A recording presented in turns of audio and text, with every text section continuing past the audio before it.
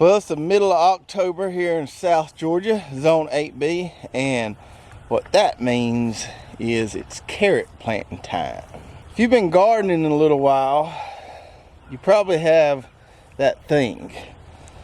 You know, you grow a decent garden every year, but you got that one thing you're kind of known for that everybody kind of expects you to grow, and they look forward to when that particular crop gets ready to harvest.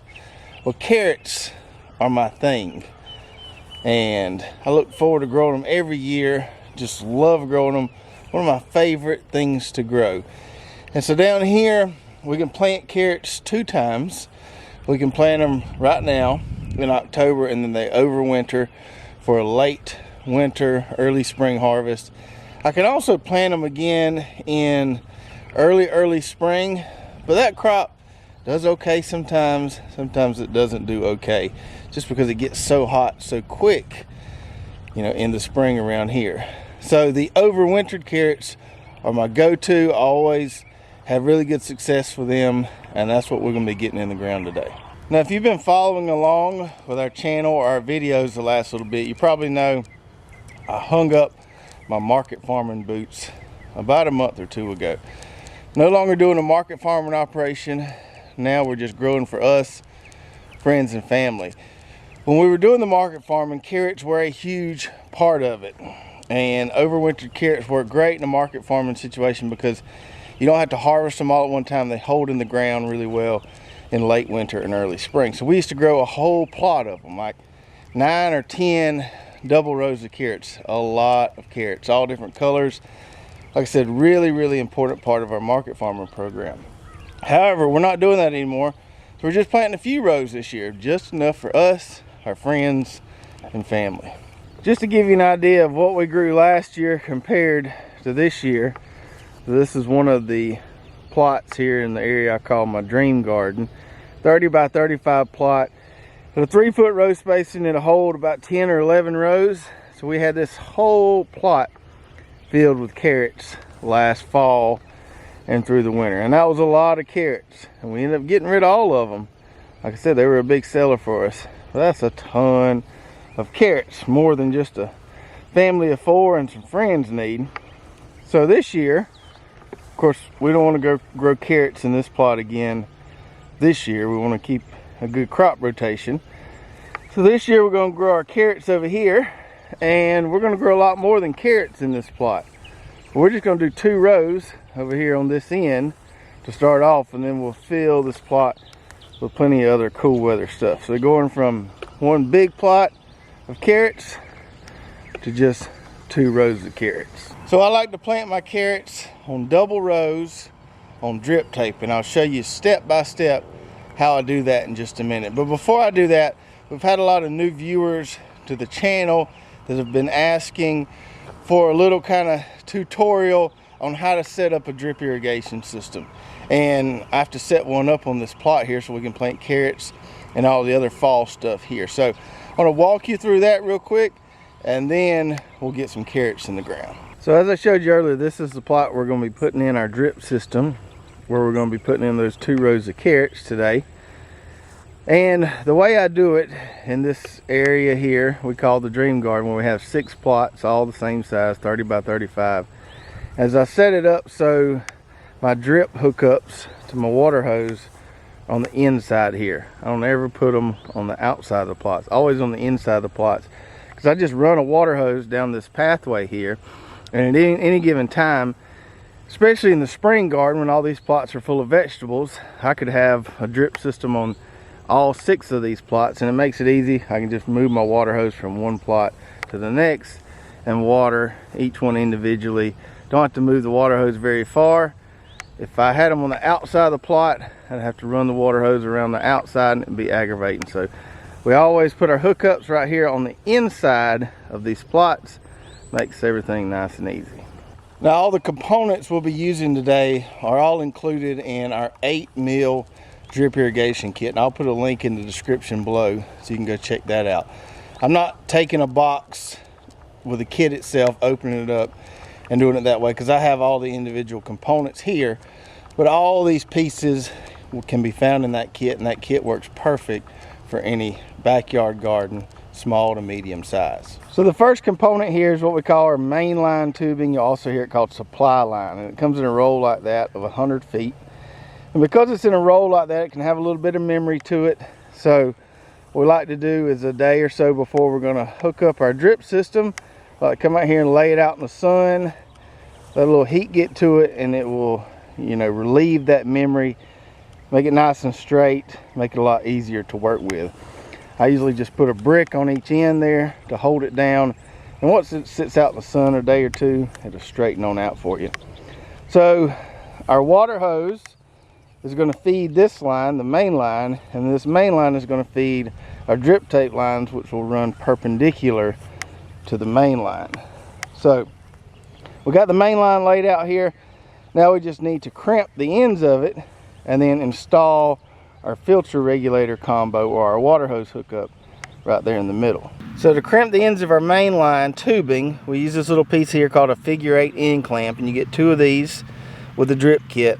And the installation on this is really simple. You just slide one end of that clamp over the tubing, fold it, and then insert the other end there, slide it back, tighten it up, and you got a nice crimp there. You don't have to worry about any water coming out of this main line right here. And then we just install that other figure-8 clamp on the other end of the main line, seal that off. So now it's sealed off on both ends there. Now let's talk about this piece here, which we call our filter regulator combo, and we go ahead and assemble this for you. It comes pre-assembled in the kit. So right here is where your water hose is going to connect. Here is your filter. You can unscrew this cap, take the filter out, clean it. Here's your pressure regulator, which you got to have with the drip system, and then this piece right here connects to the main line. Now there's 2 ways you can do this. One way I would highly recommend, the other only if you had no other choice. So you could come in here and set that up right there, kind of just in one direction on the end of your plot, and feed it that way. In that situation, you wouldn't crimp the main line right there. You would just hook it right up to that filter regulator combo, and it would feed that main line that way. However, I would only recommend doing this if you had no other choice. It's going to work better if you put this setup here in the middle of your plot, so you get a more equal distribution of water. So I'm not going to measure it, but just going to kind of eyeball the middle of this plot here, and you can see if we put it right there, we'll get equal water distribution to both sides of that plot there. So now we just need to grab our T, which is also included in the kit, and tie it in right here in the middle of this main line. Okay, so I got my T, which I'm going to put right here in this main line. But to connect to the T, I need a little piece of main line right here to connect this piece to the T, because the T won't connect directly to this filter here. So I'm just going to take and push this little piece right here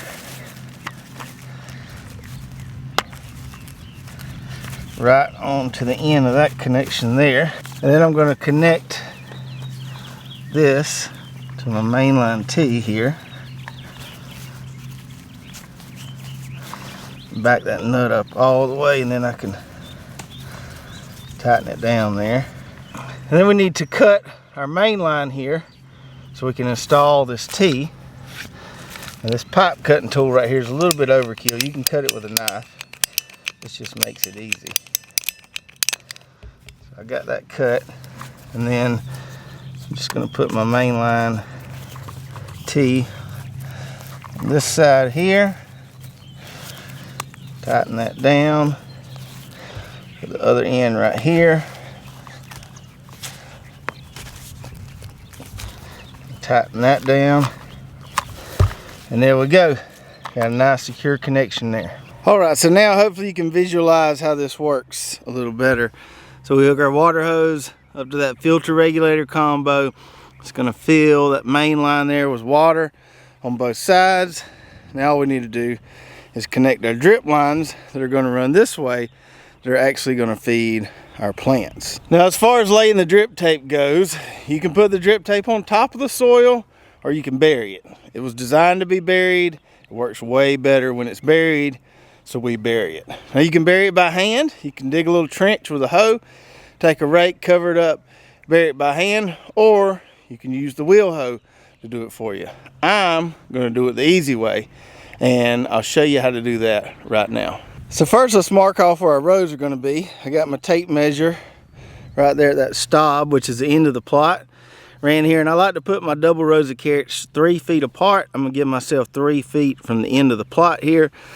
So I'm gonna come in here at 3 feet and make me a little dash in the soil there. And I'm gonna come over here another 3 feet at 6 feet here and make me another little dash in the soil. Then I'm gonna take my double wheel hoe here with a plow set in the furrowing position. And I'm not gonna run a string. I'm just gonna start right there, look down the row, drive me a straight line, and make a furrow to install this drip tape.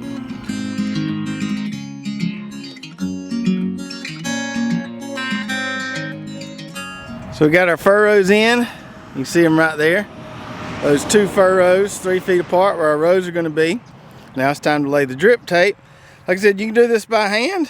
You can just hold that roll and spool it out and cover it up. We're going to use our drip tape layer attachment for our double wheel hoe, which basically lays the tape in that furrow and covers it simultaneously. Makes it nice, quick, and easy.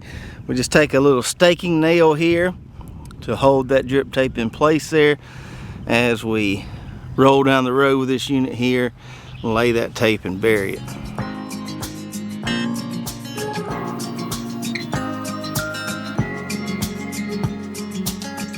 Now that our tape is buried, we just need to connect our tape to our main line here so our main line can feed water into it.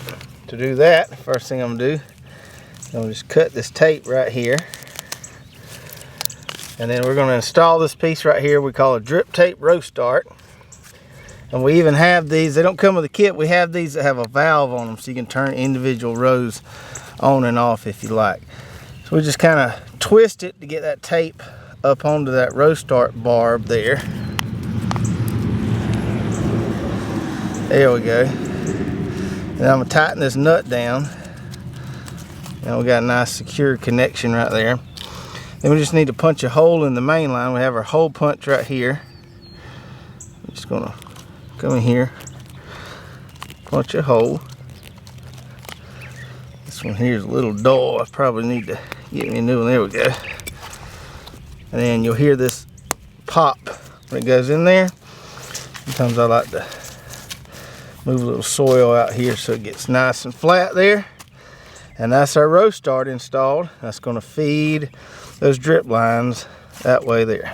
And for the ends of the rows, we have this piece here called the drip tape row end. You'll notice it has kind of a narrow slit there and a wide opening there. I've got my drip tape trimmed here so it matches up, the length of it matches up with the end of the row.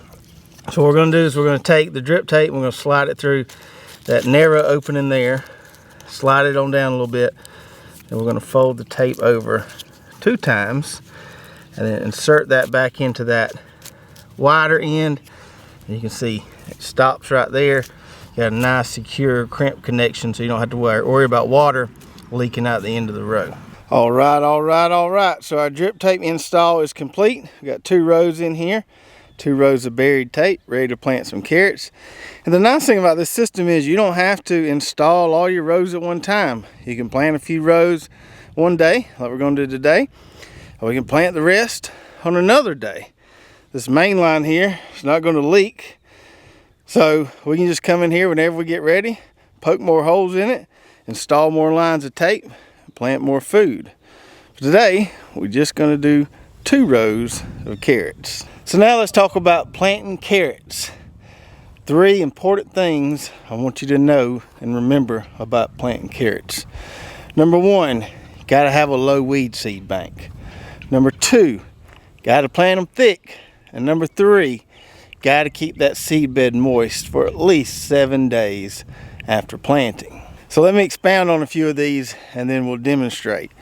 So number 1, about the weed seed bank. So your weed seed bank is the number of weed seeds that you have sitting in your soil. We always want to keep that weed seed bank low. Otherwise, we're going to have trouble, you know, with weeds in our garden. Also going to have trouble with weeds out competing things that we direct seed. Carrots take longer to germinate or to come up than most things we plant, like corn or beans or any other thing we might direct seed. With that being the case, if your weed seed bank is really high, those weeds are going to outcompete those carrots in the very beginning, and you're going to end up just with a bed of weeds, and it's going to be hard to see your carrots there, and you're just going to end up with a mess. So don't plant carrots in an area of your garden or in a plot with really heavy weed pressure. How do you know if you got really heavy weed pressure? Think about this. If you go out to your garden plot, it's tilled up nice and smooth, and if you were to water it every day for an entire week, maybe just hand watering or overhead sprinkler, at the end of that week, without doing any weeding, if you're just going to be overrun with weeds, your weed pressure is probably too high in that spot. If you can overhead water or hand water that particular area for 7 days and not have a lot of weeds popping up, you're good to go. Number 2, you got to plant them thick. So unlike corn or beans where we plant the seeds in a linear line along the row, we want to plant carrots in a band. What I mean by band is we want to plant this kind of wide strip. So it's not just boom, boom, boom with the seeds. They're just kind of scattered along this band there. It's going to help with some weed suppression, and it's also going to maximize our garden space. And they just do better, in my opinion, when they're planted thick in a band like that. And it also makes for nice, easy harvesting. You just go grab a handful of them, yank them up out of the soil, and you got some good groceries.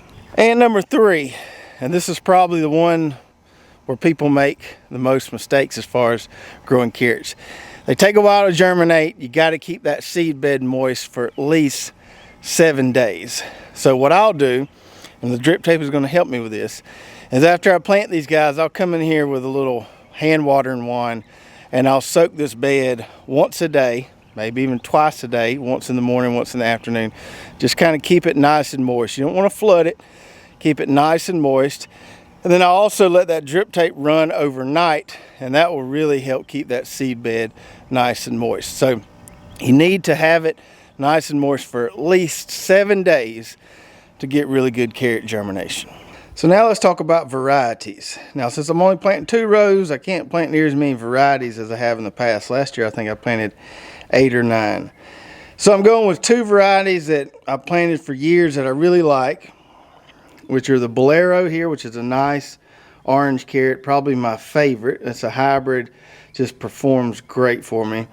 And then this Yellowstone carrot, which is my favorite yellow one.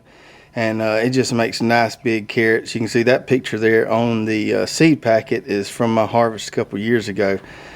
Really good varieties here, home run varieties. Always grow these 2 here. And then I'm growing 2 new ones that we just added this year. This one called Envy, which is a hybrid, supposed to be a really, really good orange carrot variety. This Envy, now I don't have super hard soils out there because we put in a lot of compost, but the Envy is supposed to make even real big long carrots even if you have clay soil. So if you have harder soils, that would be a good one for you to try.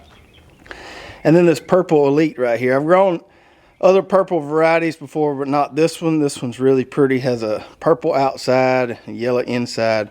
So excited about trying that one. So we're going to do 1/2 of each row with these 4 varieties right here. So one row will be half Bolero, half Yellowstone. The other row will be half Envy and half Purple Elite. Now our drip tape layer, as it's covering that tape, makes 2 perfect little mini furrows here. So you can see one right here and one right here. The buried tape is right there. So it makes 2 little perfect mini planting furrows on both sides of that tape, which allows us to plant a double row. We get 2 rows of produce per 1 row of drip tape. Really helps us maximize the space in our garden. Also helps with weed pressure. As those carrots grow, they'll shade out that middle there, and you just have a nice, lush, thick row of carrots. So what I'm going to do is we're going to plant a particular variety. We'll start out with the Bolero here. On both sides here, we'll plant a double row down to the middle there, and we'll make us a little line, and then we'll do the other half of the double row in a new variety or that Yellowstone. So I mentioned earlier that we want to plant these carrots thick in a band. And some people will just like to take the seed packet and kind of shake it out along the row. I like to put them in my hand and scatter them that way. Just take this bolero here, and we're just going to kind of sprinkle them along this little mini furrow here in a band. We want to plant them nice and thick. It'll give us good germination, give us a good nice stand of carrots. Just scatter them along there very, very liberally. And I'm going to plant all these here, and then I'll show you how we cover them up. And then to cover them up, we're just going to use our little garden rake here. And you definitely don't want to cover them too deep. Just barely move some soil on top of them. Just like that right there. Just like that right there. Then I'll come back behind and kind of pack it down with this end of the rake right here. Make sure we get good seed to soil contact for germination. And that's all there is to it, folks. You can use this technique in a little garden, a big garden, a raised bed garden, basically a garden of any size. You can use this technique and successfully grow carrots. For instance, I'm just doing 2 rows this year. We did 9 or 10 rows last year, and we do it the same way no matter how many rows we're planting. So regardless of scale, just make sure you don't plant them in an area with really heavy weed pressure. Make sure you plant them thick, and make sure you keep that seed bed moist for at least 7 days after planting. So I'm going to come in here with my soft touch watering wand, get some water on these rows right here, and then tonight I'll let that drip tape run probably overnight, get it nice and soaked so I don't have to water it every single day. And then we'll just wait. Takes a little patience. If you do it right, you'll be rewarded. And one more thing, because I know a lot of you out there may be wondering this, how much seed did I actually use? So for each variety, I used about 2.5 to 3 packets of seed. So I would say 2.5 to 3 packets of seed is good for a 15-foot double row. These rows are 30 foot long. We split them in half per variety. So those seed packets contain about 750 seeds. So that times 2.5 times 3 should be enough for a 15-foot double row. Plant them thick like we like to do. I'll put some links below to all the carrot varieties we planted today and our drip kit that we use that I showed you how to install earlier. So you can head on over to our site and check those out. If you enjoyed this video, make sure to give me a big thumbs up. Don't forget to hit that subscribe button if you haven't already, and ring that bell so you get notified every time we come out with a new video. And if you did enjoy this video, check out these other 2 carrot planting or carrot harvesting videos right here. I think you'll really enjoy those as well. We'll see you next time.